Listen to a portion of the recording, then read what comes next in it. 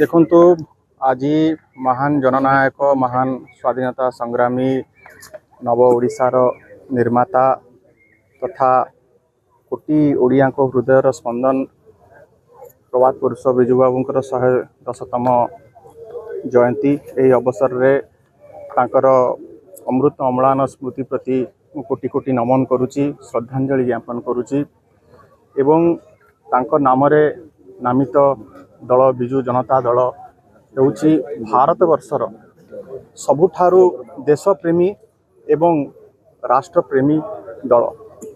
ଏହା କାହିଁକି ମୁଁ କହୁଛି, ଆଜି ଯେଉଁ ଗର୍ବର ସହ ଆମେ କହୁଛୁ ଯେ ଜାମ୍ମୁ କାଶ୍ମୀର ଭାରତର ଗୋଟେ ଅବିଚ୍ଛେଦ୍ୟ ଅଙ୍ଗ, ତା ପଛର କାରଣ ହେଉଛନ୍ତି ବିଜୁ ପଟ୍ଟନାୟକ।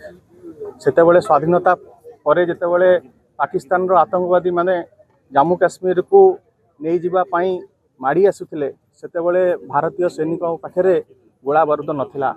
ଅନ୍ଧାର ରାତିରେ ବିଜୁବାବୁ ନେଇକି ଗୋଳା ବାରୁଦ ପହଞ୍ଚାଇଥିଲେ ଏବଂ ପରବର୍ତ୍ତୀ ସମୟରେ ଭାରତୀୟ ସୈନିକମାନେ ପରାସ୍ତ କରିଥିଲେ ପାକିସ୍ତାନର ଆତଙ୍କବାଦୀମାନେ। ଆଜି ଭାରତର ଏବଂ ରୁଷର ଯେଉଁ ଆମେ କହୁଛୁ ଯେ ମିତ୍ରତା ଅଛି, ମିତ୍ର ଦେଶ ଆମର ରୁଷ, ତା ପଛରେ ମଧ୍ୟ ବିଜୁବାବୁଙ୍କର ହାତ ରହିଛି, ବିଜୁବାବୁଙ୍କର ଅବଦାନ ରହିଛି, ଯେଉଁଥିପାଇଁ ରୁଷର ସର୍ବୋଚ୍ଚ ସମ୍ମାନ ବିଜୁବାବୁଙ୍କୁ ଦିଆଯାଇଛି। ଏବଂ ଇଣ୍ଡୋନେସିଆରେ ମଧ୍ୟ ଆପଣମାନେ ଜାଣିଥିବେ, ଇଣ୍ଡୋନେସିଆର ମୁକ୍ତି ସଂଗ୍ରାମରେ ମଧ୍ୟ ବିଜୁବାବୁଙ୍କର କେଉଁଭଳି ଭାବରେ ଅବଦାନ ଥିଲା, ଯେଉଁଥିପାଇଁ ତାଙ୍କ ଦେଶର ମଧ୍ୟ ସର୍ବୋଚ୍ଚ ସମ୍ମାନ ଭୂମିପୁତ୍ର ବିଜୁବାବୁ ପାଇଛନ୍ତି। ଯିଏ ପୃଥିବୀର ରତ୍ନ, ଦୁଃଖ ପରିତାପର ବିଷୟ ଏ ଦେଶ ଯେଉଁ ଜାତୀୟ ହିନ୍ଦୀ ଭାଷାଭାଷୀ ଜାତୀୟ ଦଳମାନେ ଅଛନ୍ତି, ଯେଉଁମାନେ କେନ୍ଦ୍ରରେ ରହିଲେ, ଆଜି ତାଙ୍କୁ ଭାରତ ରତ୍ନଟିଏ ଦେଲେ ନାହିଁ।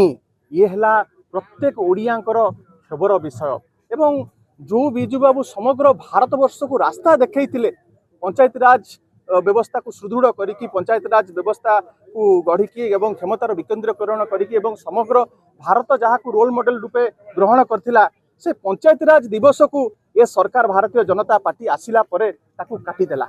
ଏମାନେ ଭାବୁଛନ୍ତି ବିଜୁ ବାବୁଙ୍କର ନାମଟାକୁ ଲିଭେଇ ଦେବେ, କିନ୍ତୁ ମୁଁ ଏଠି କହି ରଖିବାକୁ ଚାହେଁ, ବିଜୁବାବୁ ହେଉଛନ୍ତି ଗୋଟେ ବିଚାରଧାରା, ବିଜୁବାବୁ ହେଉଛନ୍ତି ଗୋଟେ ଚିନ୍ତାଧାରା, ବିଜୁବାବୁ ହେଉଛନ୍ତି ଗୋଟେ ସୋଚ, ବିଜୁବାବୁ ହେଉଛନ୍ତି ଗୋଟେ ଆଇଡ଼ିଆ। ବିଜୁବାବୁ ଯେଉଁ ଆଇଡ଼ିଆ ଆଜି ମଧ୍ୟ କଣ୍ଟିନ୍ୟୁ କରୁଛି ତାଙ୍କର ସୁପୁତ୍ର ନବୀନ ପଟ୍ଟନାୟକଙ୍କର ଦ୍ୱାରା, ଏବଂ ନବୀନ ବାବୁ ଆଜି ମଧ୍ୟ ସେଇ ବିଚାରଧାରାରେ ବିଜୁ ଜନତା ଦଳକୁ ଆଗେଇ ନେଇଛନ୍ତି।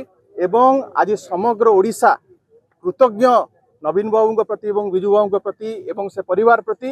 ଏବଂ ଆଗାମୀ ଦିନରେ ଯେଉଁଭଳି ଭାବରେ ଆଜି ଓଡ଼ିଶାକୁ ରସାତଳକୁ ନେଇଗଲାଣି ଏ ସରକାର, ଆଜି ସଂକଳ୍ପ ନେବେ ପ୍ରତ୍ୟେକଟି ବିଜୁ ଜନତା ଦଳର ସଦସ୍ୟ କିପରି ଭାବରେ ଆସନ୍ତା ସାଧାରଣ ନିର୍ବାଚନରେ 2029ରେ ବିଜୁ ଜନତା ଦଳକୁ ପୁନର୍ବାର କ୍ଷମତାକୁ ଆଣିବେ ଏବଂ ଆଜି ଦିନରେ ପ୍ରତିଜ୍ଞା କରିବେ ପୁନର୍ବାର ନବୀନ ବାବୁଙ୍କ ହାତରେ ଓଡ଼ିଶାର ସେବାର ଦାୟିତ୍ୱ ଦେବେ।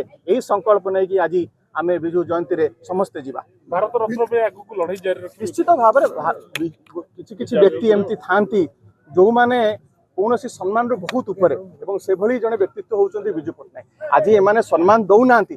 ଏଇଥିରୁ ଜଣାପଡ଼ୁଛି ଯେ ଓଡ଼ିଆଙ୍କୁ କିପରି ଭାବରେ ଜାତୀୟ ଦଳ ହିନ୍ଦୀ ଭାଷାଭାଷୀ ଦଳମାନେ ଓଡ଼ିଆଙ୍କୁ ଭଲ ପାଆନ୍ତି ନାହିଁ, ଏଇଟା ହିଁ ସ୍ପଷ୍ଟ ପ୍ରମାଣ। ନହେଲେ ବିଜୁବାବୁଙ୍କ ଭଳିଆ ଉତ୍ତୁଙ୍ଗ ବ୍ୟକ୍ତିତ୍ୱ ତାଙ୍କ ନାଁରେ ଯେଉଁଭଳି ଭାବରେ ଗୋଟେ ଏତେ ବଡ଼ ବିରାଟ ବଡ଼ ଦଳ ଏବଂ କେଉଁ ଦଳକୁ ସମଗ୍ର ଜାତୀୟ ଦଳମାନଙ୍କୁ ବିଜୁବାବୁ ଏତେ ସାହାଯ୍ୟ କରିଛନ୍ତି, ରାଷ୍ଟ୍ର ପାଇଁକି ନିଜ ଜୀବନକୁ ଉତ୍ସର୍ଗିତ କରିଦେଇଛନ୍ତି, ଓଡ଼ିଶାର ଅଭ୍ୟୁତ୍ଥାନ ପାଇଁ ନିଜ ଜୀବନକୁ ସମ୍ପୂର୍ଣ୍ଣ ଭାବରେ ବ୍ରତୀ ରୂପରେ ଗ୍ରହଣ କରିଥିଲେ, ସେଭଳି ବ୍ୟକ୍ତିତ୍ୱଙ୍କୁ ଯଦି ଭାରତ ରତ୍ନ ଦିଆଯାଉନାହିଁ, ଆଠୁ ଦୁର୍ଭାଗ୍ୟ ଏବଂ ଆଠୁ ଦୁଃଖର ବିଷୟ କିଛି ନାହିଁ। ପ୍ରତ୍ୟେକଟି ଓଡ଼ିଆଙ୍କୁ এইটা ବହୁତ ବାଧୁଛି, এইটা ପ୍ରତ୍ୟେକଟି ଓଡ଼ିଆଙ୍କୁ କଷ୍ଟ ଦେଇଛି। 110ତମ ଜୟନ୍ତୀ ଅବସରରେ ତାଙ୍କ ପ୍ରତି ଗଭୀର ଶ୍ରଦ୍ଧାଞ୍ଜଳି ଅର୍ପଣ କରୁଛୁ। ଆଜି ଓଡ଼ିଆ ଜାତିର ଏହି ମହାନ ଜନନାୟକ ଯିଏ ସ୍ୱପ୍ନ ଦେଖିଥିଲେ ଓଡ଼ିଶାକୁ ଭାରତବର୍ଷର ଗୋଟିଏ ସମୃଦ୍ଧ ରାଜ୍ୟ କରି ଗଢ଼ି ତୋଳିବି, ତାଙ୍କର ସମଗ୍ର ଜୀବନ ଓଡ଼ିଆ ଜାତି ପାଇଁ ସମର୍ପିତ ଥିଲା।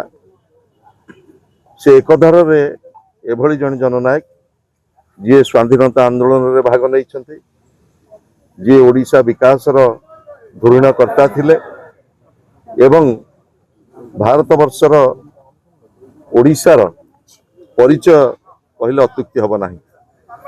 ତାଙ୍କର ସମଗ୍ର ଜୀବନ ଓଡ଼ିଶାର ବିକାଶରେ ସମର୍ପିତ ଥିଲା। ପାରାଦୀପ ବନ୍ଦରଠୁ ଆରମ୍ଭ କରି କୋଲାବ ପର୍ଯ୍ୟନ୍ତ ଯେତିକି ଓଡ଼ିଶାର ସ୍ୱାଧୀନତା ପରବର୍ତ୍ତୀ ସମୟରେ ଓଡ଼ିଶାର ଯାହା ବିକାଶ ହେଇଛି ସେଥିରେ ତାଙ୍କର ପଦଚିହ୍ନ ଆଜି ମଧ୍ୟ ସ୍ପଷ୍ଟ। ସେ ସବୁବେଳେ ଦୁଇଟା ଶବ୍ଦ ଭିତରେ ଓଡ଼ିଆ ଜାତିକୁ ଖୋଜୁଥିଲେ। ସେ ସବୁବେଳେ କଳିଙ୍ଗ କଥା କହୁଥିଲେ ଏବଂ ଖାରବଳ କଥା କହୁଥିଲେ।